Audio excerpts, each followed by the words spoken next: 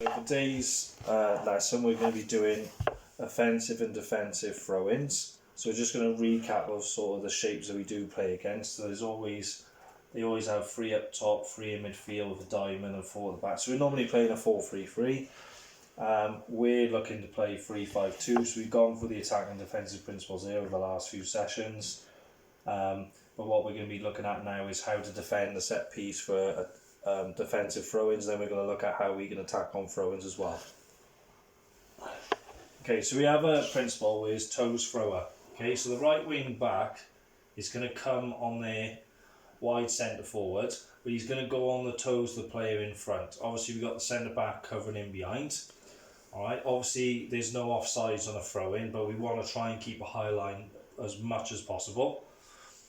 With the right wing back, when the ball is thrown into play, the right wing back, so say it's going into this area here, the right wing back will go to the player who just taken the throw in. So they can't then bounce the ball back to the player who's just thrown it in. They haven't really got an option to play it back. So this player here is very important that when the ball's thrown in, you go straight to the thrower. So we call it toes thrower. So you're marking on the toes of the player there. As soon as the ball comes in, you go and press the thrower. Okay, so the next stage is if this centre forward comes in short, our middle centre back here has to follow. Even if he comes all the way up to the thrower, you'll follow him all the way up there. We've got the cover with this other centre back here by our shape. So this is why you've got to look at our shape importantly. We've got a spare player there.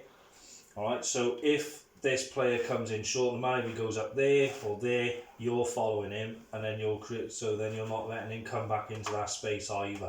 So when you're chasing after him, alright, make sure he doesn't then turn you easily or go round you into space either.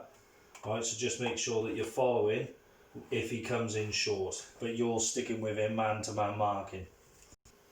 This applies everywhere, so we're doing man-to-man marking on all positions. So if this wing centre forward decides, you know what, I'm going to go all the way across the field here to receive the throw in, our left wing back, you follow him all the way there as well. So the principles is, even though we've got it there with the centre back, it's the same with our left wing back.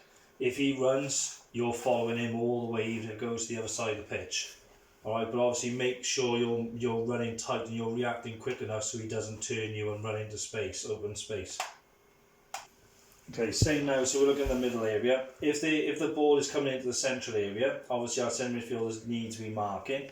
But once that's thrown in, our right wing back, you still got to go and press and cut out their thrower. Alright, so what we're trying to do is when the ball comes into the middle area, you're there cutting the passing line out, getting to the thrower and stopping them playing into him.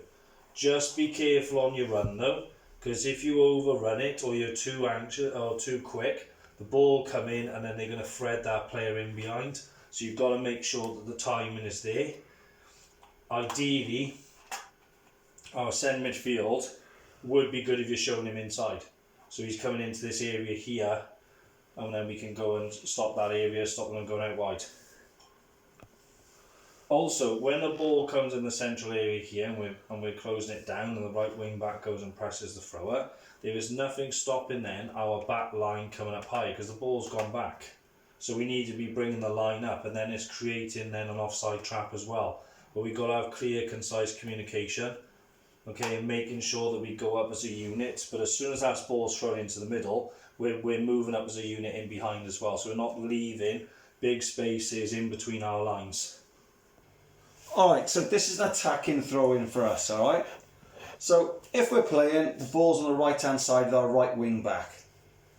Got a centre back, centre back, centre back, sitting midfielder, our left wing back, centre forward, centre forward. Alright, so this is what happens. This is a throw-in that works, alright? Ball's here. That there is their left back. Alright, he's doing toes, alright? That's their goalkeeper, that's their centre back, alright? They got a sitting midfielder there. Their right back there, centre forward, and their attacking midfielder there. So what we do, we create something called splits, alright? So two players, our two attacking midfielders, yes, in our midfield, they're going to get together in front of each other.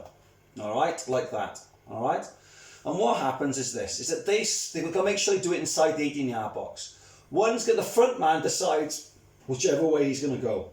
If he goes this way, the other guy or lady, the other person goes that way. And what happens then is that the wing back who's taking the throw in, bounces it in. Not on a full, bounces it in at a pace. All right, on the safe side.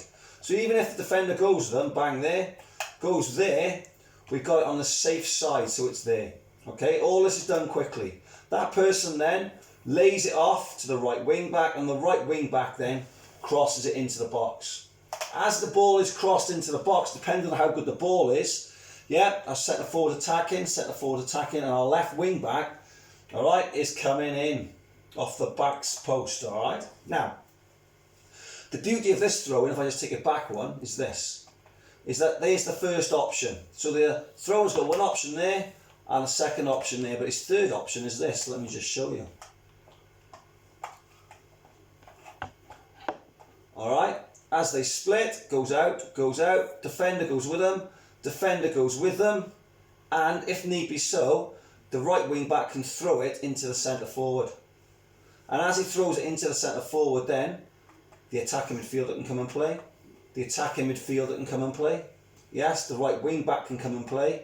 All right, and also even if he gets a chance to turn, he or she gets a chance to turn, they can go and finish as well. All right, so that is our one attacking play. All right, and as you can see from that there, you got the shape. All right, you got three at the back, one sat in.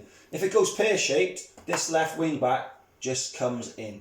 All right, if we lose the ball here, this left wing back comes in and creates an overloaded midfield to stop the break. All right.